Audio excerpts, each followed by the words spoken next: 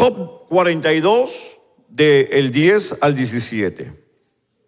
Cuando usted lo tenga, me indica con un grande y fuerte amén. Gloria al Señor. Usted me sigue con su vista. Y yo leo la palabra del Señor y la leemos honrando al Padre, al Hijo y al Espíritu Santo. Dice la Escritura: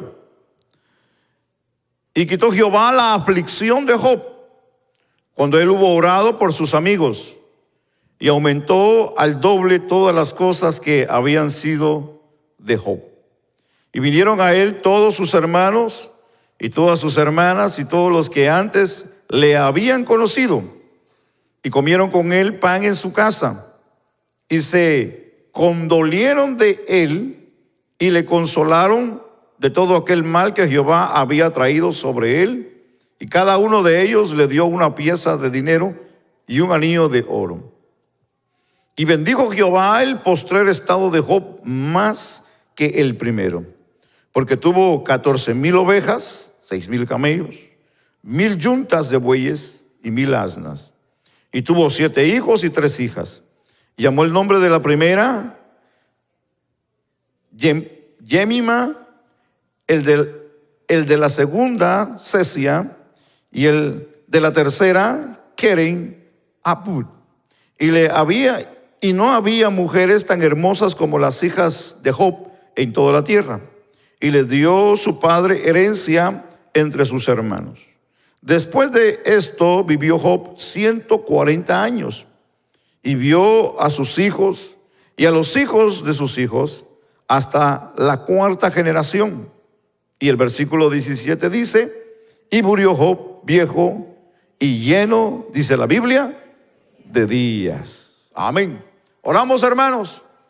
Bendecimos al Señor y le decimos: buen Dios y Padre, soberano Dios del cielo y de la tierra, te damos muchas gracias por la oportunidad que nos permites el poder bendecirte y adorarte, Señor, en esta preciosa hora.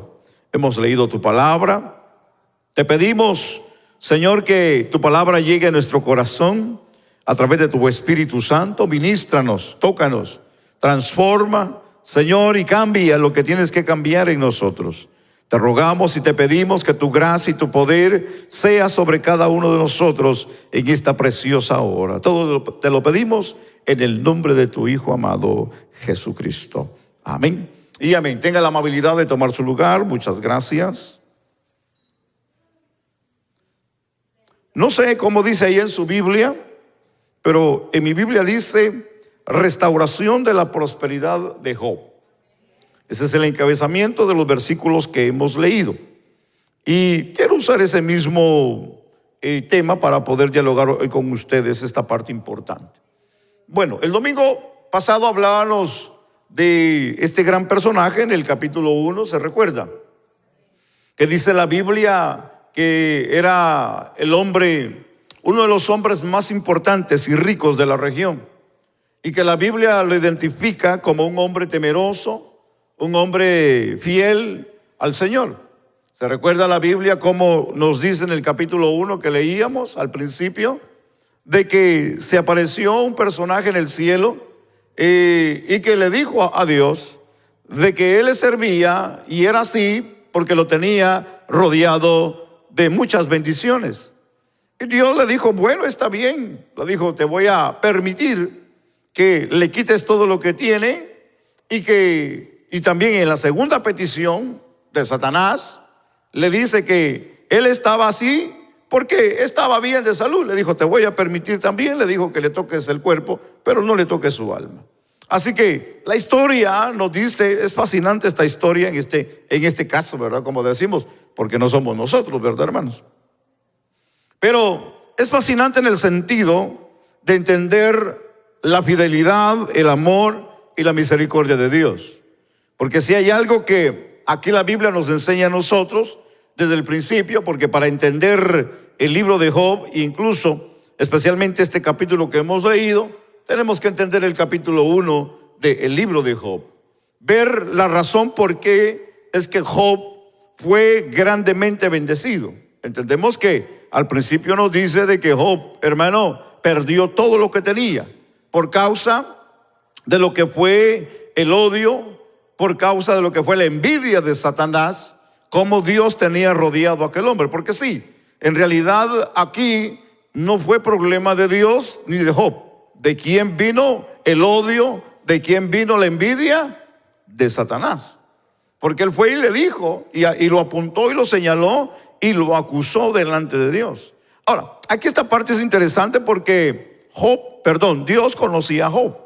Dios sabía y conocía el corazón de Job. Y hablábamos de eso un poquito, ¿se recuerda? De que Dios conocía exactamente a Job. En otras palabras, Dios sabía de que Job no le iba a defraudar a Dios. Y esa parte es interesante pensarlo nosotros hoy y analizar ese punto, de que Dios sabía que Job era íntegro. Por esa razón es que permite para darle una enseñanza a Satanás. Aunque aquí, de una manera, dos cosas debemos de ver. No es que Dios estaba arriesgando o metiendo a problemas a Job. Quería enseñarle Dios a Satanás que hay gente en la tierra que saben honrar a Dios y que son gente fieles a Dios. Ahora, el diablo, que el Señor lo reprenda, recuérdese que quiso tentar a Dios. Mire, si hay algo que debemos de marcar algo en este día, es que Satanás le ha faltado el respeto a Dios desde el principio, se puede decir. Ahora, entendamos que así como tentó a Dios, tentó a Jesús también en el monte de la tentación. Se recuerda, ¿verdad? Cuando la Biblia dice que había terminado 40 días de ayuno, él se acercó porque vio la necesidad física del Señor. Y le dijo, si verdaderamente eres hijo de Dios, le dijo, convierte esas piedras en pan, le dijo. El Señor, ¿verdad?, no hizo caso a la petición de Satanás. Y le vuelve otra vez a repetir, si eres hijo de Dios, le dice, va esto. El Señor le hubiera contestado y le hubiera demostrado, porque Él es poderoso para poder hacer cualquier milagro. No hay nada que pueda detener al Señor, solo que hay un punto aquí. Y es que el Señor no le quiso darle el gusto a Satanás. En este caso en el monte de lo que fue o en el desierto. Entonces, entendamos aquí, Dios, aquí en esta parte se ve algo diferente, porque Dios le da el permiso a Satanás para que de alguna manera tiente a Job. Pero si hay algo que a mí me interesa pensar de Dios, es que Dios conocía el corazón de Job. Y eso permitió que Dios de una manera permitió para avergonzar a Satanás, no Dios a él. Porque si hay algo que nosotros debemos de entender, de que Dios, hermano, es más poderoso que Satanás, y que Satanás no le puede hacer ninguna jugada a Dios, porque no puede. Sino aquí algo que debemos de entender es que Dios le quiso enseñar a Satanás que no es con la fuerza, no es con ejército, no es con nada físico, de demostrarle al diablo de que el ser humano en Dios puede darle y demostrarle, hermano, que también tiene poder. Y es de la manera, a través de la fidelidad y a través del temor a Dios. Así que hay algo que el diablo sabe y que se lo debemos de recordar, que una mujer y un hombre, cuando se consagra y cuando vive para Dios, hermano, es algo como como podemos decir, como un cañón, como una bomba, como una arma que para él es difícil, hermano, de destruir. Porque si hay algo que al diablo, hermano, no le gusta, es ver a alguien servir, adorar, reverenciar y darle su vida a Dios. Si algo debemos de nosotros hoy pensar, es en la actitud y en la vida de este personaje. Ahora, entendamos aquí que él perdió todo. Se recuerda que la esposa le dijo, todavía mantienes tu integridad, le dice en el capítulo 2. Todavía mantienes tu integridad. Entonces ella viene y le dice, maldice a tu Dios y muérete. La respuesta de él, aunque la Biblia dice que él no pecó con sus labios, pero le dijo como una mujer necia, le dijo, has dicho o has hablado. pero eso quedó hasta ahí. La historia de la Biblia no nos enseña más abiertamente en lo que fue la vida de la esposa. Pero algo que la Biblia sí me ayuda a entender es un poco de su historia en la comunión de la vida con sus hijos.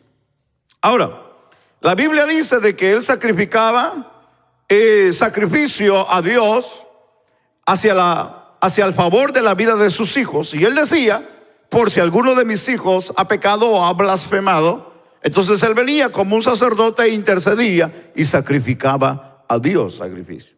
Recordemos que en el tiempo que estamos hablando de Job, es un tiempo donde no había ley, como la ley mosaica, donde no había como ley sacrificio y de la manera que se tenía que llevar a cabo. Les mencionaba que desde el Edén ya el sacrificio se practicaba. Caín y Abel lo practicaron. Ahora, entendamos aquí de que él lo hacía porque él pensaba de una manera, si los hijos habían pecado, especialmente cuando se reunían todos y hacían su fiesta, hacían su banquete, y el temor de él era de que alguien de ellos tal vez había faltado a Dios, y ese era su temor, porque recuérdese que era un hombre temeroso de Dios, era un hombre temeroso. Entonces, la Biblia nos enseña rápidamente en esta parte de que Job, hay un cambio en la vida de él, hermano, que da la historia de Job una forma de como no entender, como decir, hay muchas preguntas aquí, hay muchas preguntas sin responder. Pero al final del libro, Dios, hermano, lo confronta y le da todas las respuestas que él necesita saber. Tal vez no todas las que él quería, pero las que necesitaba saber, Dios se las da. Así que entendamos en esta parte y entendamos hoy en el contexto bíblico hacia la vida de nosotros. Y de una manera tal vez nosotros seguramente, probablemente, tal vez estemos pasando dificultades o momentos difíciles en la vida, o tal vez estaremos enfrentando ahora mismo algún problema, tal vez no como el de Job, pero tal vez sea agobiante para nosotros en lo que es la vida. Pero es esa realidad que de una manera no derriba la verdad de Dios. Porque si hay algo que nosotros debemos de entender en la vida, es que cualquier cosa que el hombre pueda estar pasando, o lo que nosotros podamos pasar en la vida, no se puede comparar a la realidad de la vida de Job. Así que si hoy, como ejemplo de dolor, de angustia y de quebranto, para poder entender de que Dios es fiel y que Dios bendice a sus hijos, es leer la historia de Job. Así que hoy yo quiero hablar bajo el tema, Dios es bueno con sus hijos. ¿Para cuántos Dios es bueno, hermanos? Entendamos que cada prueba o crisis nos hace más fuertes y maduros. Debería, ¿verdad, hermano? Debería que los problemas de la vida nos hagan más fuertes y nos hagan madurar en Cristo. Y de una manera así poder confiar en Él. Y siempre de una manera entendamos de que Dios siempre actúa a favor de nosotros. Eso quiere decir de que Dios está comprometido con nosotros, de bendecirnos, de cuidarnos y de darnos lo que necesitamos. Pero, aquí está el pero de la situación, pero si nosotros también somos fieles a Dios. Así que Dios no se puede comprometer con nadie que no es fiel a Dios. Eso dejémoslo claro hoy en este día. Dios no se puede comprometer con nadie que le sirva, que le es fiel y que es hijo de Dios. Porque toda la raza humana es creación de Dios, pero hijos, no todos son hijos. Recuérdense que la Biblia dice que a los suyos vino y los suyos no lo recibieron, hablando del pueblo judío, del pueblo de Israel.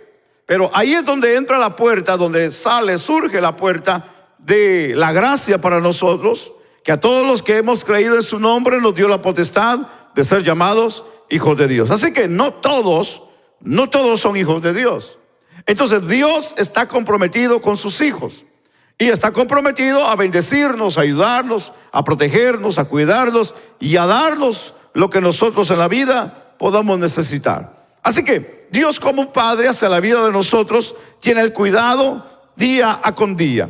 Pero el versículo 10 donde hemos leído nos dice, y el versículo 11, y quitó Jehová la aflicción de Job. Eso es fascinante lo que la Biblia dice. Y la Biblia dice, y quitó Jehová la aflicción de Job. Déjeme seguir leyendo el texto. Y dice, cuando él hubo orado por sus amigos, y aumentó al doble de todas las cosas que habían sido de Job. Y vinieron a él todos sus hermanos y hermanas.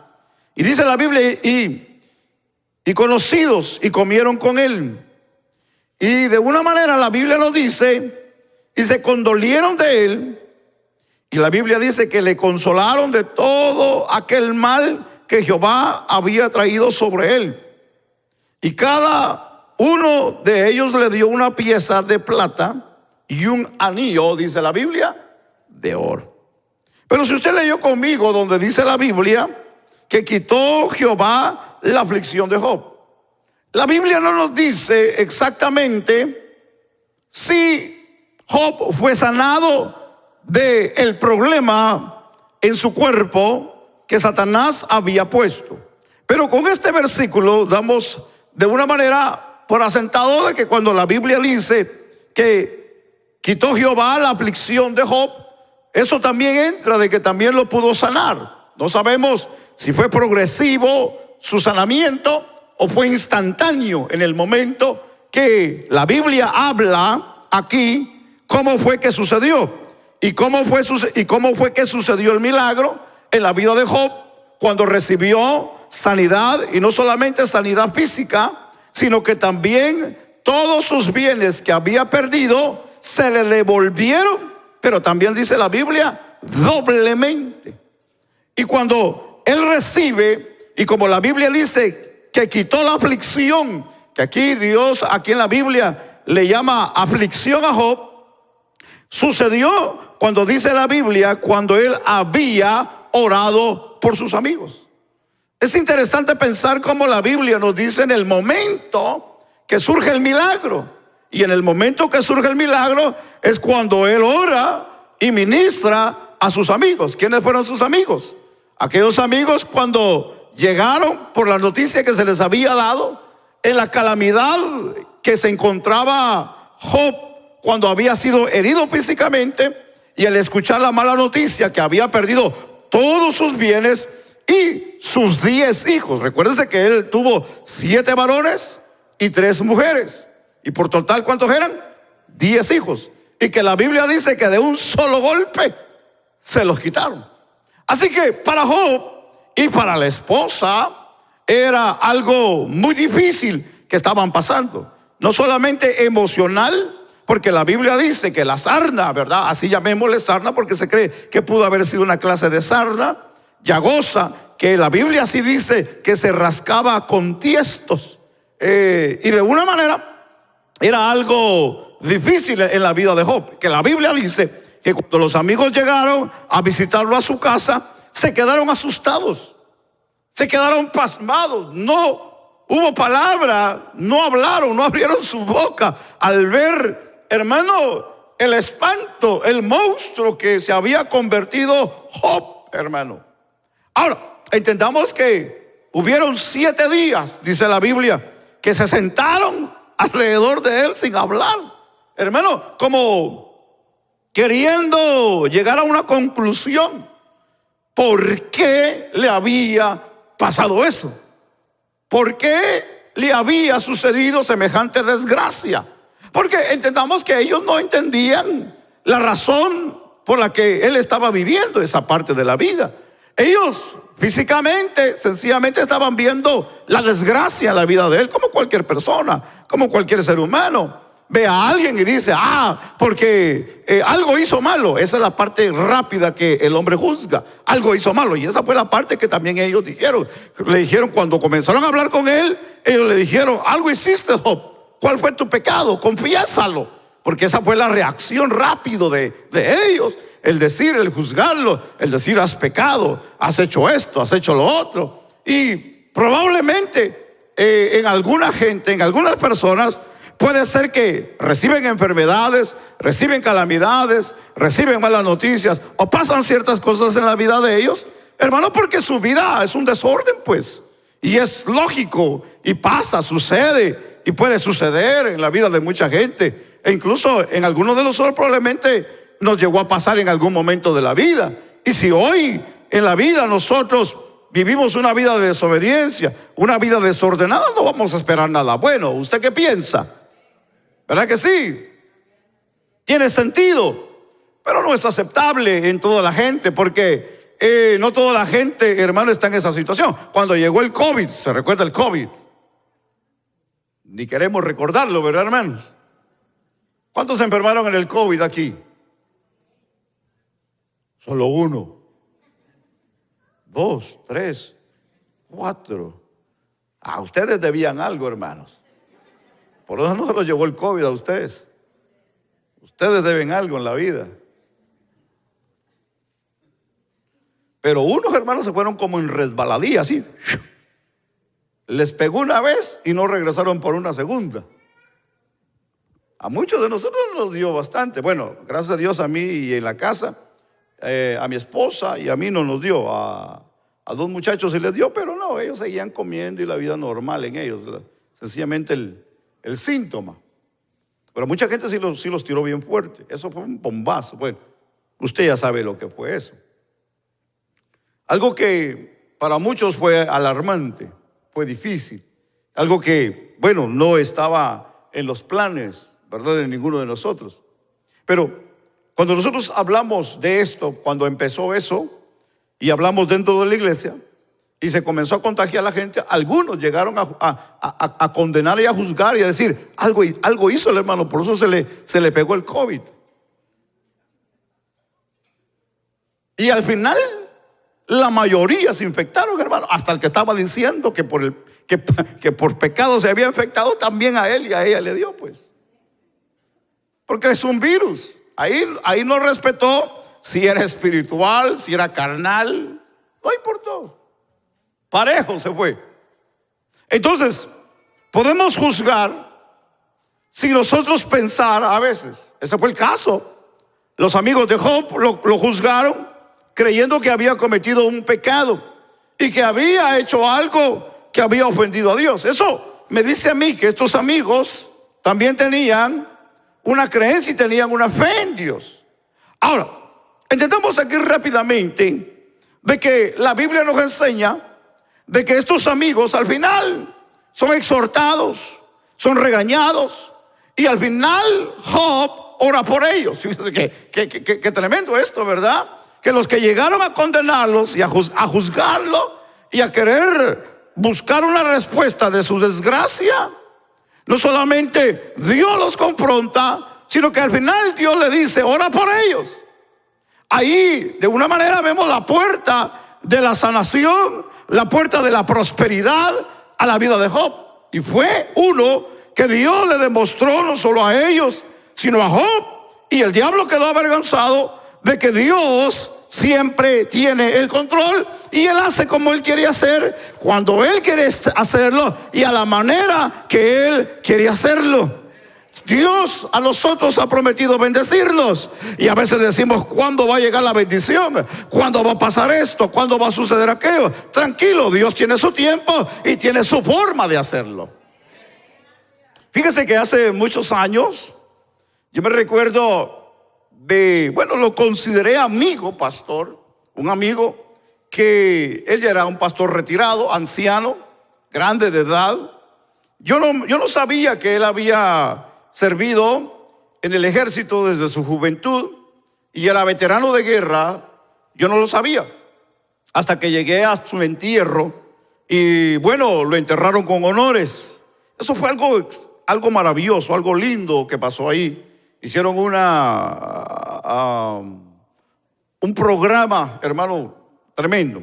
Bueno, lo que yo le quiero decir es de que él ya retirado, él me comenzó a visitar cuando empezamos la obra hace 20 años. Y él comenzó a visitarme y cuando la primera vez que él entró, yo me recuerdo de que lo saludé y tuvimos una amistad. Y me dice, en lo que yo pueda ayudarte, me dijo, yo estoy aquí para ayudarte. Dijo, no sé por qué estoy aquí, por qué vine, no sé, pero yo aquí estoy, me dijo, para ayudarte. Lo que tú necesites, necesitas algún consejo. Mira, yo tengo ya muchos años en el pastorado, ya soy retirado del pastor. Hay otro pastor en la iglesia en que yo estoy, y yo ya no pertenezco, pero yo quiero congregarme aquí contigo. Le digo, perfecto, no hay problema. Le digo, bienvenido. Me dio testimonio aquel hombre de lo que él tenía. Lo que le quiero decir, de que pasaron los meses y no pasaron muchos años, déjeme decirle. Él cayó enfermo, se enfermó porque ya era una persona adulta, era un anciano. Y cuando él cae en cama, lo dejé de ver por algunos meses, 3, 4, hasta parece que eran como 6 meses que lo dejé de ver.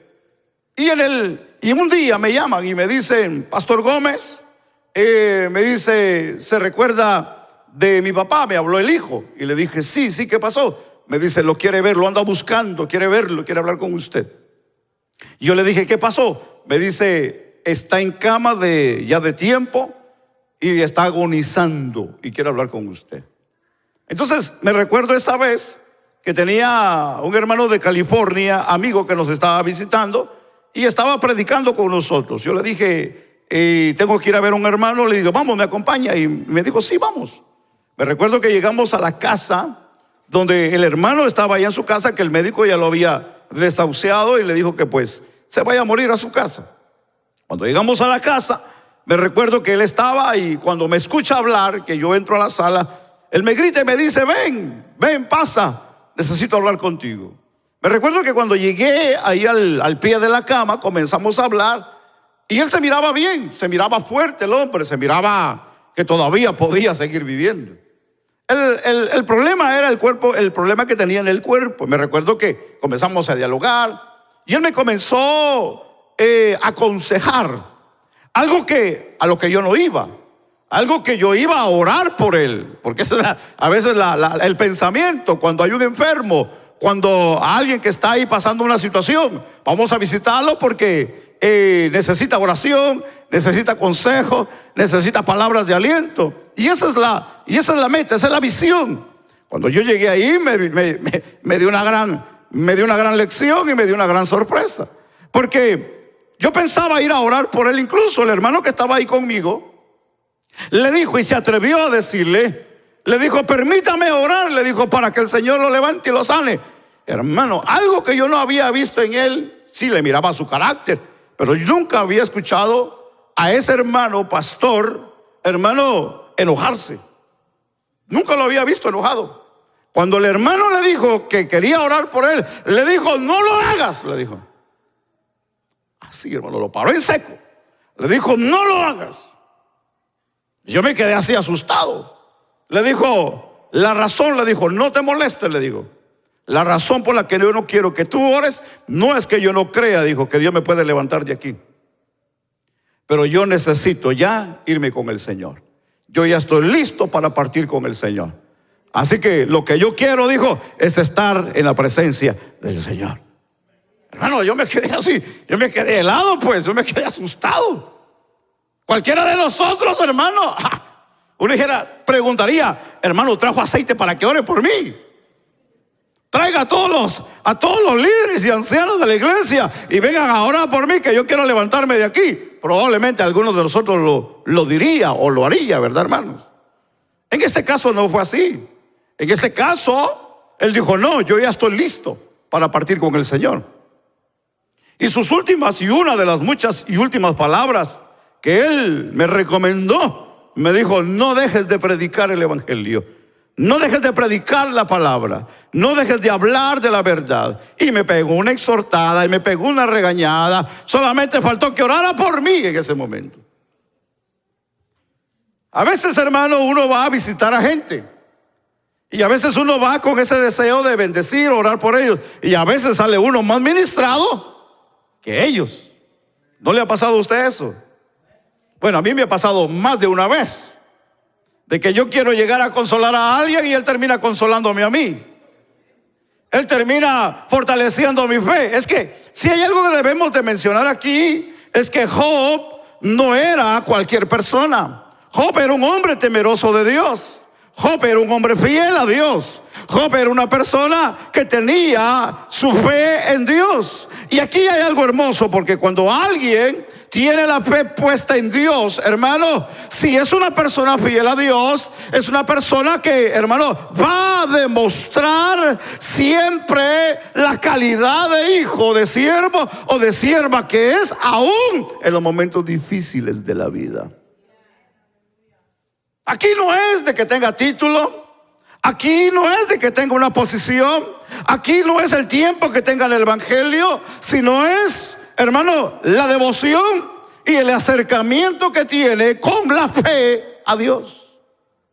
Así que recordemos que Job, como dice aquí en el capítulo 42 y versículo 5, donde él le dice al final a Dios: de oídas te había oído, mas ahora mis ojos te ven. La conclusión de ello es que él no tenía claramente una visión clara de Dios. Aunque recordemos que a Dios nadie lo ha visto jamás. Y viva la expresión de él al decir que ahora había visto a Dios y conocía a Dios. Exactamente no sabemos cómo fue la experiencia que él tiene, pero si hay algo que la Biblia sí nos dice, que él tenía claro ahora bien quién era Dios en la vida. Si para él, antes de tener la experiencia, fue un hombre fiel, íntegro, hermano, varón perfecto, ahora imagínense con esta experiencia que él había obtenido, hermano. Así que entendamos de que no es imposible, pues, ser fieles a Dios. No es imposible, hermano, perseverar. No es imposible caminar. No es imposible servir a Dios. No es imposible, hermano, ser temeroso de Dios en medio de situaciones. Job lo hizo. Job lo hizo. Y si Job lo hizo, también nosotros podemos, hermanos. Solo que aquí hay un pero. El pero en la vida espiritual de muchos de nosotros es que muchos de nosotros, o tal vez verdad me equivoque al decir muchos, pero más de alguno, no tenemos claro todavía bien el evangelio de Cristo. Entonces ese alguno que no tiene claro el evangelio de Cristo va a batallar toda la vida, va a batallar todo el tiempo. Va a batallar en su finanza, va a batallar en su físico, va a batallar en su vida espiritual. Siempre va a haber una queja, siempre va a haber un murmuro, siempre va a haber una inconformidad, siempre va a haber un malestar. Nunca va a estar contento. Entendamos que una persona que tiene claro el evangelio de Cristo, algo que la Biblia nos enseña, como dice el apóstol Pablo, que el reino de los cielos es gozo, paz y alegría. Entonces nosotros, cuando entendemos el evangelio, entendemos el reino de Dios, es entender que Dios tiene el cuidado de nosotros. Y por tanto, si yo sé que Dios ha prometido que tiene el cuidado de mi vida, de mis problemas y de todo lo que pueda venir a mi vida, entonces algo que yo voy a hacer es regocijarme en el Señor. Entonces el cristiano tiene que ser alegre. Tiene que ser feliz. El cristiano, el hijo de Dios, debe de ser una persona, hermano, que tenga una felicidad en el rostro de confianza, que Dios tiene el control, aunque el río se lo está llevando, pero muestra una felicidad, pues. Sí, porque hay algunos que solamente le falta azúcar y agua para que se hagan una limonada. Bueno, entendemos de que no todos somos hermosos, bellos, ¿verdad? Pero pues, si no nos ayuda el físico, imagínense con esa actitud. Hermano, es triste la situación, ¿verdad? Triste la cosa. Entonces entendamos aquí algo interesante en esta parte, porque si hay algo que debemos de entender de lo que la Biblia dice, cuando Dios hizo el milagro en la vida de Job. Y fue cuando dice la Biblia que Dios le dijo que orara por sus amigos, y ahí es donde surge el milagro. El verso que leímos dice: y aumentó al doble todas las cosas que había sido de Job. Dice la Biblia. Leyó conmigo, ¿verdad? Ahora, vemos aquí cómo el Señor restaura a Job. Y es interesante la expresión cuando él hubo orado por sus amigos. Pues aquí nos recuerda la importancia de orar. Pero además el Señor levantó a Job delante, dice la Biblia, de sus hermanos y de sus hermanas. Porque la Biblia dice que no solamente tenía amigos, sino que también tenía ¿qué? Hermanos. Tenía hermanos. Y esto es algo que nos llama mucho la atención, porque probablemente Job haya podido haber sido o haya hecho un banquete en ese momento, de una manera en alegría, en agradecimiento por lo que estaba sucediendo en ese momento. Y esto de una manera vino a producir y a traer no solamente una parte físico, sino también una parte espiritual. Pero si hay algo que la Biblia nos enseña a nosotros, que para desatar las bendiciones físicas tiene que haber una bendición espiritual. Entonces entendamos aquí de que Job no había, a pesar de la situación que había pasado, no había doblegado su fe ante la situación. Y esto hizo que la bendición de Dios fluyera en la vida de él. ¿Y a quién fue el que usó Dios para bendecirlo? Sino fue a sus amigos y a su familia. Que la Biblia dice aquí que le dieron una moneda de plata que se cree y un anillo de oro, que la Biblia dice que le dieron cada uno de ellos. Y así fue como empezó, hermano, a fluir la bendición en la vida de Job. Esto es fascinante porque aquí hay muchas preguntas. Una pregunta aquí que surge en esta historia de sus hermanos es: ¿por qué hasta el último momento aparecen los hermanos de Job? ¿Por qué no aparecieron al principio? ¿Por qué no aparecieron en el momento más duro, cuando el dolor estaba en su alto nivel? ¿Por qué aparecen ya al final, cuando Dios ya tiene marcado el día para sanarlo? Interesante. ¿Usted qué piensa? Que fueron hermanos desventurados, hermanos sin misericordia, hermanos sin amor, hermanos sin consuelo. Ahora, la Biblia no nos dice cuántos días, meses y años pasó Job en esta calamidad físicamente, porque la pérdida fue algo que se perdió y que no, hermano, de una manera lo podía recuperar. El dolor y la enfermedad tal vez se restauraría, pero la Biblia no nos enseña. Pero si esto haya pasado meses, esta situación de Job, dígame usted si sus hermanos no se dieron cuenta de esta tragedia. Claro que sí, yo pienso que se dieron cuenta de la tragedia. Pero lastimosamente nos ayuda a pensar algo. Y aquí se nos abre un poco el camino para pensar por qué razón los hermanos no llegaron a consolarlo en el momento cuando lo necesitaba él. ¿Por qué llegaron al final? ¿Por qué llegaron hasta ese momento? ¿Por qué ellos no mandaron aunque sea algún mensajero decir: lo sentimos, Job, por lo que estás pasando? Ahí te vamos a mandar unos pedazos de carne, tortillas, qué sé yo, algo para que se diera cuenta que sus hermanos estaban atrás, pero estaban al pendiente. Pero la Biblia, la historia no nos enseña eso. Nos enseña que aparecen hasta el final de la historia los hermanos de Job. No sabemos exactamente, teoría, si tenían una buena relación o no con Job.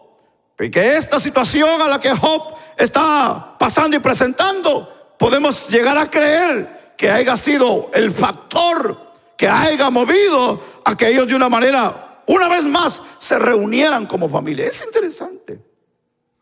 A veces no sabemos los problemas y los dolores y las situaciones que pasamos. No vemos la magnitud, hermano, de lo que Dios puede hacer, no solamente en nosotros, sino alrededor de nosotros. Así que si hay algo que nosotros hoy, la Biblia nos invita, es a ver más allá de nuestro dolor, a ver más allá de nuestro problema, a ver más allá de la situación que estamos viviendo, de lo que Dios puede hacer por la situación que estamos pasando en la vida. A veces, hermano, nosotros, yo no sé su situación de usted con su vida familiar, pero podemos llegar a creer que más alguno aquí de nosotros tal vez tenga años de no hablar con algún ser querido. Tal vez tenga años de no entablar conversación con alguien que en algún momento de la vida tuvo una discusión, un mal momento, y aquello lo haya separado. Y ahora en el problema que tal vez ella o usted se encuentra, es que viene a entablarse la conversación. Usted dígame si eso no es una bendición, pues. Porque es una bendición estar en paz con la familia, estar en paz con los seres queridos. Porque nosotros como creyentes, que hablamos el evangelio, que hablamos del amor, de la misericordia de Dios, y hablamos y gritamos y decimos aquí y allá y tanta cosa buena, pero en nuestra casa, en nuestras familias, en nuestros parientes, hermano, estamos más disgustados que el diablo, hermano. Dígame usted si la bendición de Dios fluye ahí. Para mí, no sé para usted. Si hay algo que debemos de nosotros evitar, son esas cosas que detienen la bendición de Dios. Si hay algo por la que nosotros debemos de luchar todo el tiempo, es contra aquello que detiene la bendición de Dios a la vida de nosotros.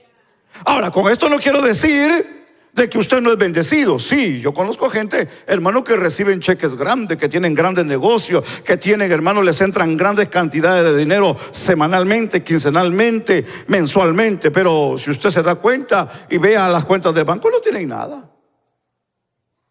Es poco lo que han alcanzado a la cantidad de dinero que han recibido. ¿Por qué será? ¿Por qué será? ¿Por qué será que su vida financiera es de cada día, es al día? No hay un acumulamiento de lo que Dios le ha bendecido. Ahora, con esto no quiero decir de que Dios no nos quiera bendecir. Hoy tenemos un ejemplo aquí. También tenemos el ejemplo de Abraham, el ejemplo de Isaac, el ejemplo de Jacob, el ejemplo de Job, que la Biblia dice que estos hombres eran ricos. Eran ricos. Pero ¿de dónde provenía su riqueza? ¿De dónde venía la bendición de Dios? ¿Sabe por qué ellos tenían bendición de Dios? Porque tenían temor y porque andaban bien con Dios. Ahora, si había algo aquí que debemos de entender que le faltaba tal vez unir, era la familia. Hay muchas cosas que nosotros necesitamos entender como cristianos, hermanos. Hay muchas cosas que nosotros tenemos que poner claros en la vida. Ahora, entendemos a aquel que está entrando por primera vez, entendemos a aquel que es amigo del evangelio, entendemos a aquel que llega de vez en cuando y de cuando en vez, y cuando tiene tiempo y cuando le da la gana, pues. Pero aquellos que fielmente estamos, servimos y amamos y hacemos y trabajamos y tiramos y hacemos tanta cosa, necesitamos analizar la vida. Necesitamos analizar nuestra condición. Porque si hay algo que yo quiero es la bendición de Dios. Yo le hago la pregunta, ¿cuántos quieren la bendición de Dios? Yo sé que todos, aunque no haya dicho amén. Todos queremos la bendición de Dios. Todos queremos la bendición de Dios. ¿Alguien aquí no quiere la bendición de Dios? Levánteme la mano. Ah, ¿verdad? Porque todos queremos la bendición de Dios. Ahora, entendamos aquí esta parte porque necesitamos entender de que esto surge en el momento cuando Dios le tiene preparado a Job la doble bendición que tenía hacia la vida de él. Sí, porque necesitamos entender que era una doble bendición que venía a la vida de Job. Él no entendía esa parte. Ahora, además, el Señor le levantó a Job delante de sus hermanos y amigos, que esto era, hermano, digámoslo de esta manera, usó como testigos del milagro que estaba surgiendo. Y no solamente como testigos, sino que también Dios los usó para bendecirlos. Ahora, Dios bendijo el postrer estado de Job y mucho más que el primero. como dice el versículo 12. Lea conmigo el versículo 12 al versículo 17. Y la Biblia dice: y bendijo Jehová el postrer estado de Job, más que el primero. Escuchó bien, ¿verdad? Leo conmigo. ¿Qué dice la Biblia? Más que el primero. Porque tuvo, dice la Biblia, 14,000 ¿qué? 6,000 ¿qué? 1,000 ¿qué? Y dice la Biblia, y 1,000 asnas. Y también dice la Biblia que tuvo ¿qué? Y 3 hijas. Todo se lo multiplicó. Le multiplicó las ovejas, le multiplicó los bueyes, le multiplicó los camellos, le multiplicó las asnas. Pero en los hijos, ¿qué pasó aquí?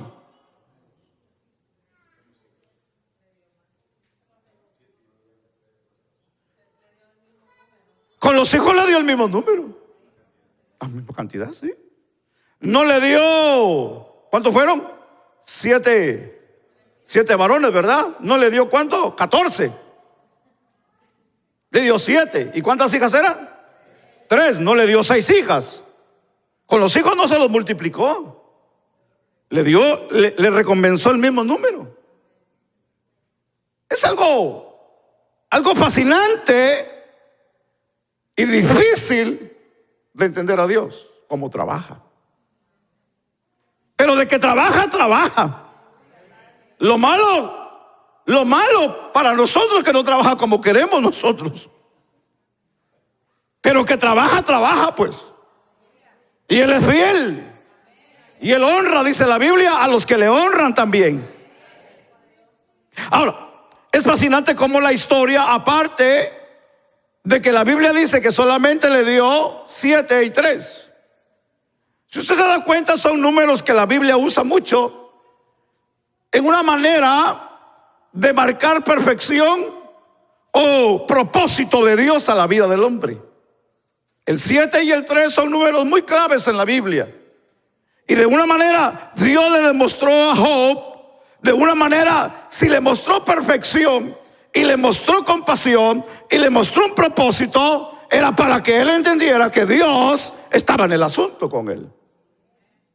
Ahora, entendamos aquí esta parte, porque la Biblia, aparte de que nos marca ese punto que podemos hablar un poquito más, pero vamos a brincar a la otra parte fascinante del verso, que la Biblia menciona los nombres de las hijas. ¿Cómo se llama la primera? Yemima. Y la segunda, no dígalo más recio, hermano Gerardo. ¿Qué pasó, hermano Gerardo? ¿Cómo se llama la segunda? ¿Ah? Oh, Elisa. Cecia. ¿Y la tercera cómo se llamó? Keren. Upac, así, ¿verdad? Algo así. Usted me entiende. Ahora, y la Biblia dice, fíjese bien lo que la Biblia dice. Y después, perdón, déjeme regresar. Después del nombre, dice la Biblia, que no había mujeres tan hermosas como las hijas de Job. No sé si el escritor aquí, hermano, usó una hipérbole, exageró, o en realidad el escritor no había conocido mujer como estas mujeres. Pero su forma de escribirlo y marcar la vida de las hijas de Job fue algo extraordinario en esta parte, al decir que fueron las hijas de Job las más hermosas en toda la tierra. Así.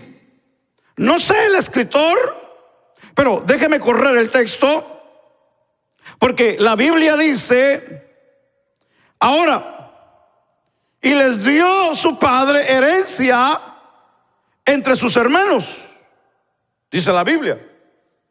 Esto para mí es importante. ¿Sabe por qué?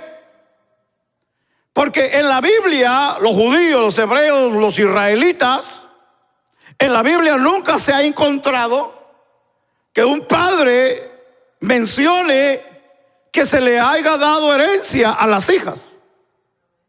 Se les da un dote, se les da un regalo, pero no una herencia.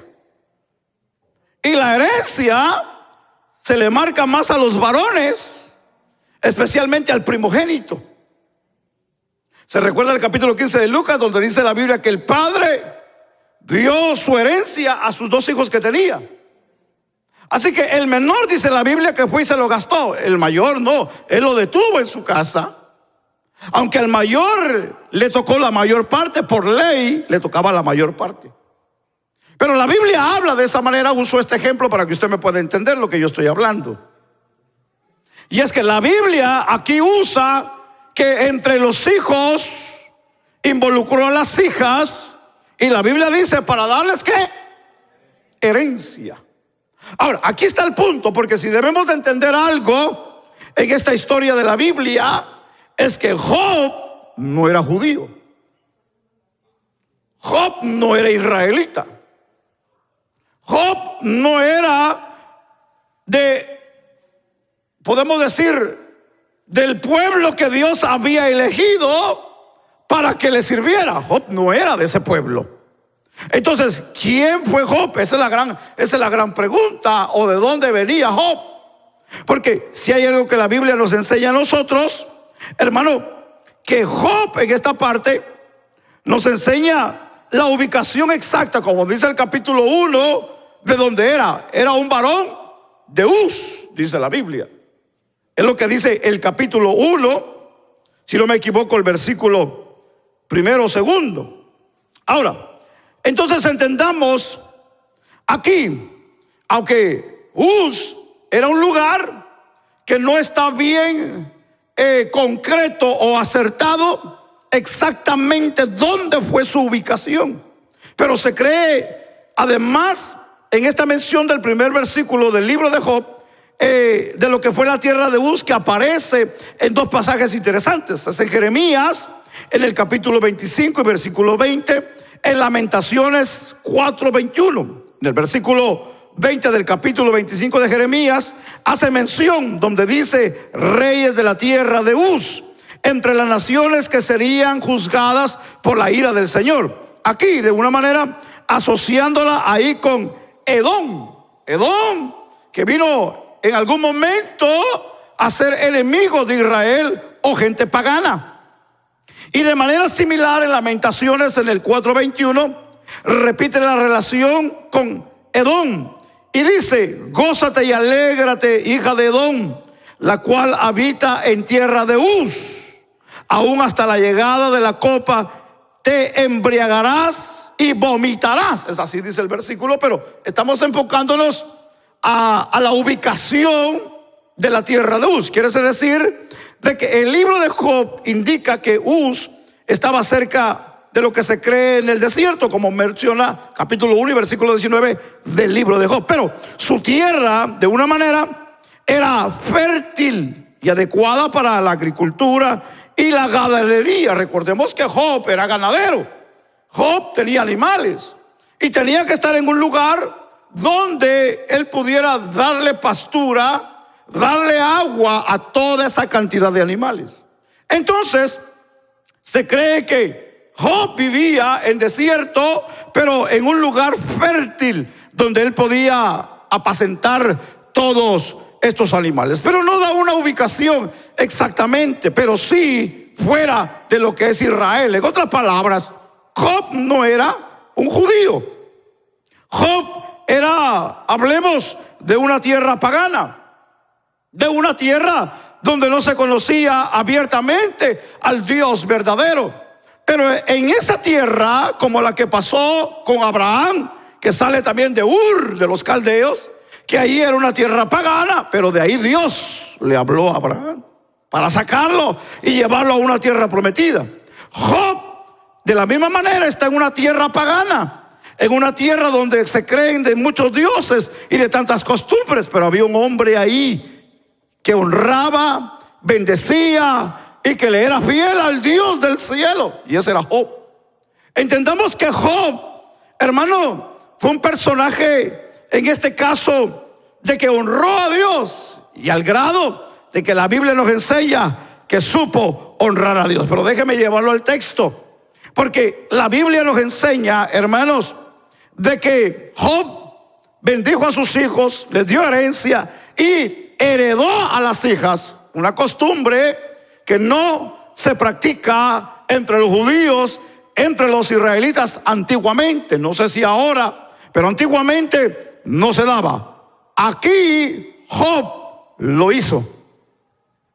Job hizo algo inusual. Job hizo algo que no se practicaba. Job hizo algo que no se hacía, que no se practicaba en las tierras bíblicas. Tal vez no hay una historia que nos afirme que en su tierra de él o en su familia de él se practicara y se hiciera, pero él lo hizo. Él lo hizo. Él lo practicó. Él lo dejó claro. Me llama la atención el escritor de este libro. ¿Sabe por qué? Porque enfatiza mucho en las hijas y no enfatiza en los hijos varones. No sé cuál haya sido la razón. Desconozco por qué Job consideró mucho a las hijas. No que no le haya dado importancia a los varones, sino que aquí marca la vida de las hijas, o sea, el escritor. Tal vez pensemos por un momento en el aguijón de Pablo. ¿Se recuerda el aguijón de Pablo? Que dice la Biblia que él oraba y le decía: Señor, ya quítame este problema. ¿Y cuál era la respuesta del Señor? Bástate de mi gracia, porque en la debilidad se perfecciona el poder de Dios. Ahora, muchos dicen y han llegado a interpretar que el aguijón de Pablo haya sido parte de la ceguera que pudo haber tenido. Otros dicen que cuando se cayó, y incluyen en la historia un caballo, que no sabemos si era burro o era caballo, cameo, no sabemos en qué iba Pablo, pero que la Biblia dice que lo arrojó al suelo, aquella luz resplandeciente, ¡pah!, y cayó. Dicen algunos que se había lastimado la espalda, la cadera. Bueno, hay muchas teorías. Pero él le pedía que Dios lo curara del aguijón, que Satanás lo puyaba. Ahora, entendamos aquí, corramos la historia, regresemos a Job. Dígame usted, si en la vida de Job, ahora estamos entendiendo que Dios había bendecido y le había multiplicado los bienes, le había dado de vuelta el número perfecto que Dios le marca a la vida de él con los hijos. Pero hay algo que la historia nos ayuda a entender, que como si él no había olvidado algo en la vida de sus primeros hijos. Ahora, entendamos aquí algo, porque hay cosas que a nosotros se nos olvidan, pero hay cosas que nunca se nos van a olvidar en la vida. Hay cosas que están bien marcadas en nosotros. Hay cosas que no muy fácil las vamos, hermano, a olvidar en la vida. Y una de esas cosas es la pérdida de un ser querido. ¿Verdad que no, hermanos? Ahora, si ese ser querido me hizo la vida difícil, si ese ser querido me hizo tantas cosas que en realidad me trajeron aflicción, y aún así no recordamos los momentos difíciles que nos hizo pasar aquella persona, ¿verdad que no? Por ser familia, por ser querido, recordamos como familia que se nos fue un ser querido. Y tal vez algunos de mis primos me estén escuchando, me vayan a escuchar. Pero yo tuve una tía, bueno, tuve muchas tías, pero una de ellas, ¡ay, hermano! Pero cuando ella muere, sentimos la ausencia de ella. porque es un ser querido. Mi madre perdió 2 hijos. Ha perdido 2 hijos en su vida, mi madre. Mujeres, por cierto. Una de ellas tenía meses de haber nacido y muere. Le pegó una enfermedad y no se sabe qué. Hasta aquí no sabemos cómo fue. La segunda, que la primera pudo de una manera como salir adelante. No es que la haya olvidado, pero pudo superar la pérdida.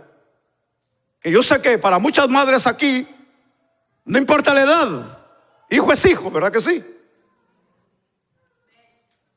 Pero si hay algo que a ella le quebró bien el corazón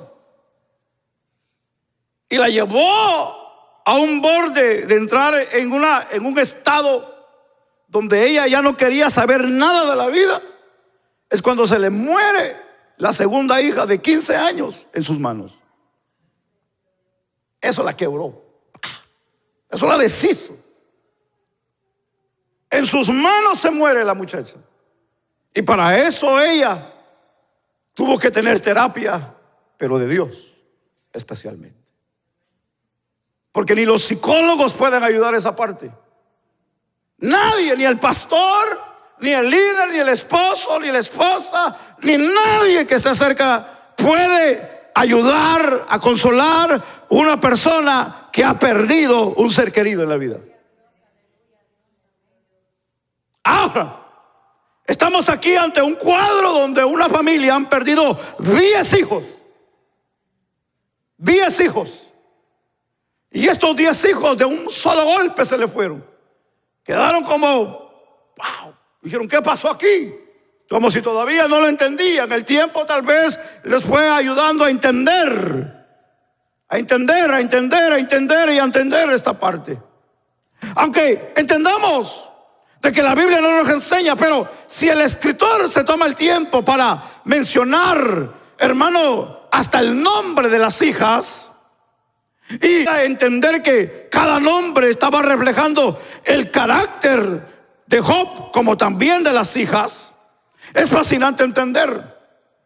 Porque la primera, su significado es de una manera paloma, de lo que hablamos de lo que es mansedumbre, y la segunda de lo que es el olor de la canela, y de la tercera de una manera como marcando una forma de belleza. Pero en lo que es el carácter de Job, Dios, no solamente en él sino en la esposa, porque aunque la Biblia no nos enseña y no nos dice que cuando la esposa le dijo maldice a Dios y muérete, no se fue de la casa. Eso no nos dice la Biblia. Probablemente se cree que haya sido la primera esposa la que le da el segundo grupo de hijos, que es la que está ahí. Pero ahora vemos a una mujer restaurada, una mujer cambiada, una mujer totalmente diferente y gozando de una plenitud, hermano, gloriosa, de dobles bienes, de hijos maravillosos, que la Biblia dice, hermano, que los bendijo, hermano, hasta la 4ª generación. Eso quiere decir que Dios vio a sus hijos, vio a sus nietos y hasta sus tataranietos, pues. Aunque la Biblia dice que vivió 140 años, pero la Biblia dice después de esto. La Biblia quincuagésima dice que vivió aproximadamente 240 años Job. Entonces entendamos el versículo. Fácil, no olvidó la calamidad Job ni la esposa. Si hay algo que nosotros debemos hoy de entender, si hoy hay algo que debemos de recordar, si hay algo hoy que nos debe de preocupar la vida, son los momentos difíciles que podemos pasar en la vida y los que hemos pasado. Y es de una manera aprender de todo lo que pasamos en la vida. Y de una manera, sobre todo, hermano, la historia de lo que nuestra vida ha pasado y hemos vivido y lo que podamos vivir, en todo ello tenemos que ver que Dios ha sido bueno con nosotros. Y que Dios en ningún momento, hermano, está dispuesto a dejarnos, sino al contrario, Dios está dispuesto a seguir con nosotros. Si hay algo que Job nos enseña, que no se olvidó de lo que le pasó en un momento de la vida, y tal vez por remordimiento, ahora él toma en cuenta a sus hijas. Tal vez que con el primer grupo no las consideró, pero en el segundo grupo dijo: no, ahora sí las voy a considerar, mis hijas. Hay cosas en la vida que no entendemos, pero ¿sabe qué? Las cosas de la vida que pasamos nos tienen que hacer reflexionar en la vida. Las cosas de la vida nos tienen que hacer madurar a nosotros. Las cosas de la vida nos tienen que hacer adultos espirituales, hermano, personas sabias, entendidos. Por eso que cuando yo miro a una persona ya vieja, adulta, hermano, con sus tonterías, sus boberías, digo, esa persona todavía no ha nacido, pues.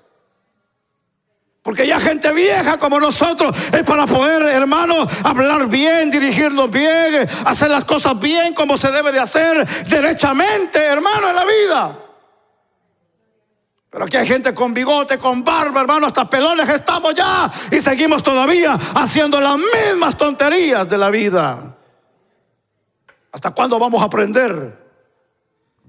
¿Hasta cuándo vamos a aprender? ¿Hasta cuándo vamos a aprender, hermanos, hermanas?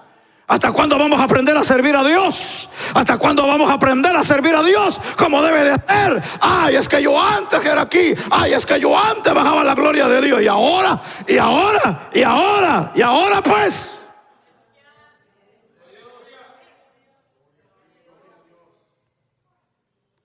Necesitamos ser conscientes. Si hay algo que los problemas nos tienen que hacer a nosotros, ser maduros, hermanos. No permita que le venga otro problema para que usted entienda. Aunque me atrevo a decir que aquí hay gente que necesitan 3, 4 para que entiendan, hermanos. No es que yo les desee el mal. No, usted se lo anda buscando. Sí, porque hay gente que aquí han pasado cosas serias, hermano, y siguen los mismos. ¿Qué espera usted? ¿Que le corten la cabeza para que entienda? No, no hay necesidad de eso. Haga caso y sométase a Dios, que nada le cuesta. Sea feliz con su familia, sea feliz con sus hijos, hijos sean felices con sus padres, vivan el evangelio, sonríanle a la vida, gocémonos con el Señor, hermanos. Muy pocos amenes hay aquí.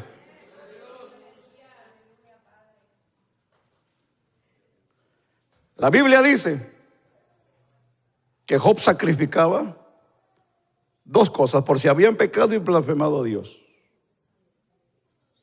¿Qué quiere decir eso? Que Job tenía duda de la integridad de sus hijos. Elías era Elías y era sacerdote, sumo sacerdote. Sus hijos ministraban, dice la Biblia, pero sus hijos no tenían el mismo corazón de Elías. ¿Me explico en esa parte? No somos iguales y podemos fallar en algo. Por eso que como padres nosotros, los que tenemos hijos y los que tienen participación y los que ministran, debemos de interceder por ellos. Si usted no intercede ni por sus hijos ni por usted, usted está frito, hermano. Usted está frito, pues. Usted y yo necesitamos ser hombres y mujeres intercedoras. Pero es que no tengo ningún privilegio, pastor, ¿para qué hora? Es que no necesita usted tener un privilegio, ni predicar, ni enseñar, ni cantar, ni nada para que usted interceda y llore. Usted tiene una responsabilidad en su casa y necesita orar por esa necesidad en su casa. Así es. Job no, la Biblia dice que Job no era un gran pastor, un gran líder aquí. No, era un padre de familia. Necesitamos nosotros hacerlo con todo nuestro corazón. Entonces podemos decir, no es que entendamos, se nos permite pensar de que si los hijos de Job en algún momento fallaron a Dios, pero ahora con los hijos que Dios le ha dado, él se toma la tarea en hacer las cosas mejor. Escuche lo que yo voy a decir, por favor, y me voy a poner como ejemplo. Yo no necesito que Dios permita que a mis hijos les pase una tragedia para yo entender y ser mejor padre. Yo necesito entender hoy que necesito ser mejor padre. Ahora la pregunta es para usted. ¿Usted necesita que Dios permita eso para que usted sea mejor madre y mejor padre? No. Entonces, ¿qué esperamos? Entonces, ¿qué esperamos? Este es el final del mensaje, pero también la misma confrontación a nosotros. De que necesitamos ser buenos educadores, no aquí, en la casa. Buenos consejeros, no aquí, en la casa. Buenos intercedores, gloria a Dios por los que están aquí, pero no solo aquí, en la casa también. Y me refiero a las mamás y a los padres. Todos. Necesitamos tener hogares para Dios. Hogares cristianos. Hogares que honren a Dios. Hogares que tengan a Dios en su corazón. Que Dios los bendiga, hermanos.